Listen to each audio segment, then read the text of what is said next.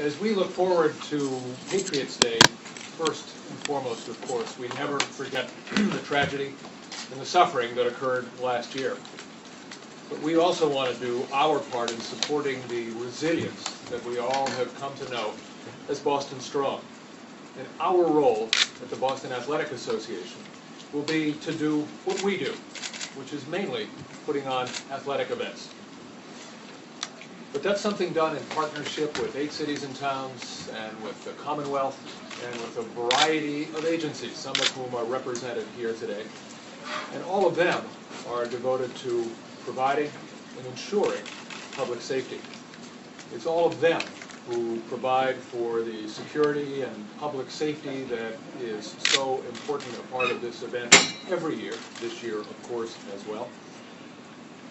Our job in the area of public safety is to support them, and we would never presume to do more than that. We've worked together for a long time, all of us, often right here in this building, in this room, and it's certainly been true this year. The people here represented and all of the people whom they represent, certainly for all of us, represent and bring out the best in all of us, and we're proud to follow their lead in this area. Now, one issue on which I can provide perhaps just a bit of clarity on a recent issue involves military-focused participation surrounding this year's marathon. The BAA has a long-standing commitment to the military community. And this year there will be some 300 runners participating in the marathon in a variety of groups running. Currently serving and recently deployed personnel in our Heroes program, Service Academy personnel, veterans with the Freedom Team, and people representing a variety of other service-connected groups. The matter of ruck marchers, which is to say soldiers marching in full pack, has also received some recent attention, and if I may, I'll just update that slightly. And the situation here is this. On the day of the marathon, and in the marathon, the Massachusetts National Guard will have 130 troops marching down the course on Patriots Day without packs. In a year with as many runners as we have this year, that's really as many as can safely be accommodated. But in addition, in an event that we at the BAA fully support, on April 19th, which is the actual date of Patriots Day, the Friends of the Military, based here in Boston, through their Tough Ruck program, will conduct a full-pack ruck march involving 1,000 or more marchers out on the Battle Road in Concord in cooperation and with the support of the National Park Service. They are the military friends through their Tough Ruck program, are organizing and coordinating all ruck marchers who want to march and show their support on Patriots Day weekend. They have posted details on their website, and there is more information to be had there. Kirk?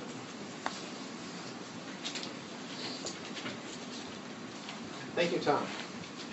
Today is the first of a number of conversations and public discussions that we will undoubtedly have over the next 5 weeks about the safety and security plan for this year's Boston Marathon.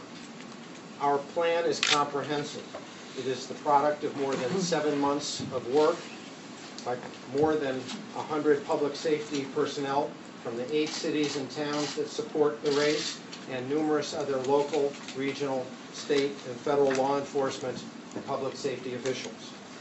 Late last summer, public safety and municipal leaders and the BAA, the Boston Athletic Association, met here at NEMA to launch the planning process and to agree on the broad goals and objectives for the plan.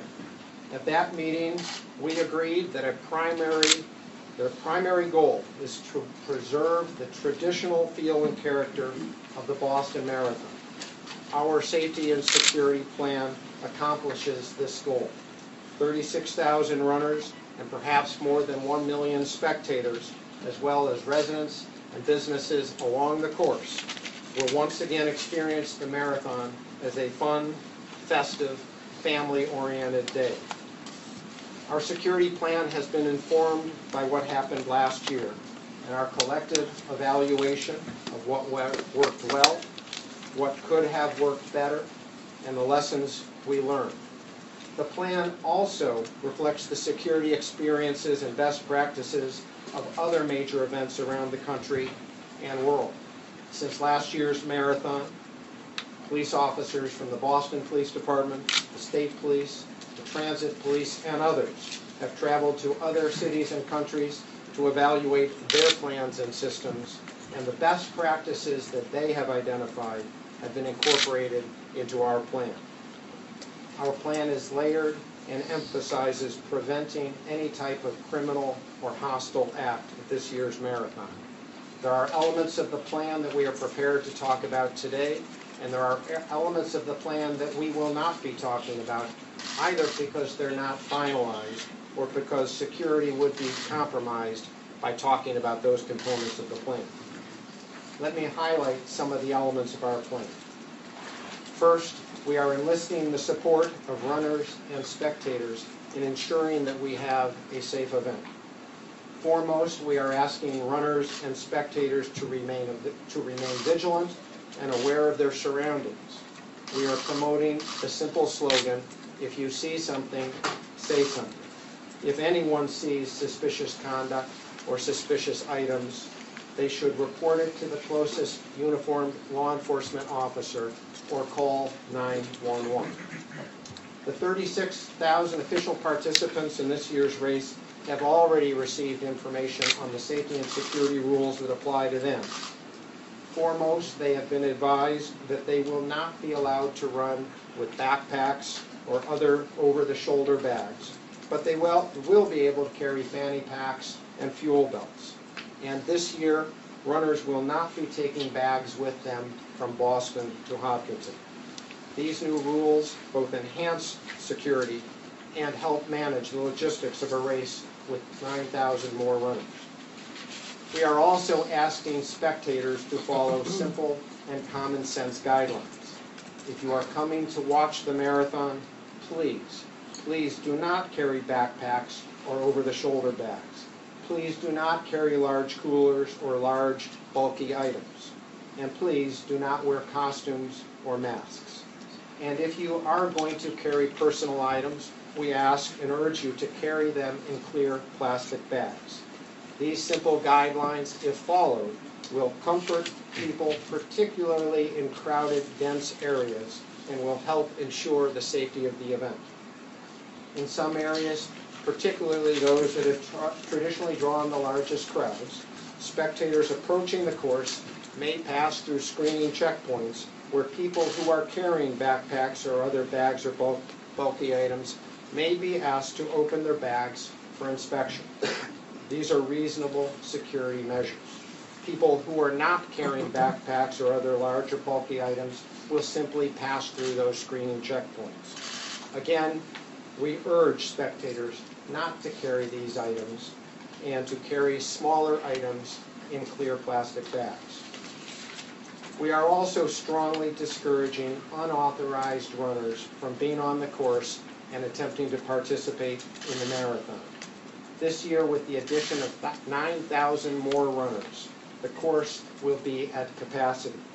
To ensure the safety and security of the runners and the security of the event, only participants with official bibs should be on the course.